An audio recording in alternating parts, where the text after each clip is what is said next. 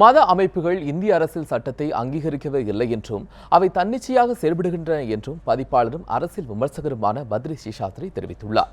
நமது நியூஸ் 7 தமிழுக்கு செய்தியின் அப்பால் நிகழ்ச்சியில் கலந்து கொண்ட போது அவர் இதனை தெரிவித்தார்.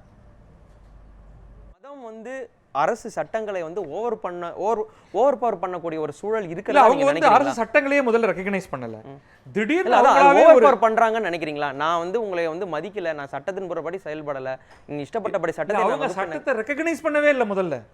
அதுதான் நம்ம கொஸ்டின் பண்ணணும். இப்ப சட்டம்ங்கிறதே அவங்க நாங்க ஒரு அமைப்பு, நாங்க எந்த கட்டத்தில் வேண்டுமானாலும் ஒரு முடிவை எடுப்போம் அப்படின்னு அவங்க ஒரு முடிவை எடுத்து வைக்கும் பொழுது அப்போதான் அரசமைப்புகள் என்ன சொல்லணும்னா, அப்படியெல்லாம் முடியாது, உங்களுக்கு சுதந்திரமாக என்ன வேண்டுமானாலும் நிர்ணயிப்பதற்கான உரிமை கிடையாது. ஏன் அந்த கேள்வி நான் கேட்டேன்னா, இப்போ ஒரு மதத்திலும் பாத்தீங்கன்னா மதத்தை சுத்திகரிக்கிறோம்.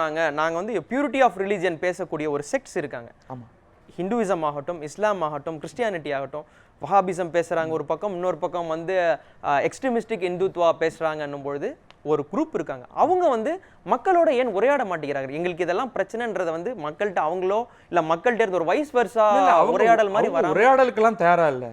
இந்த இறுகிய அமைப்புகள் எல்லாமே நாங்கள் செய்வது சரி, நீங்கள் அனைவரும் தவறு, நான் உங்களை பியூரிஃபை பண்ண போறேன் அப்படிங்கிற ஒரு எண்ணத்தோட தான் அவங்க களத்துல இறங்கி இருக்காங்க.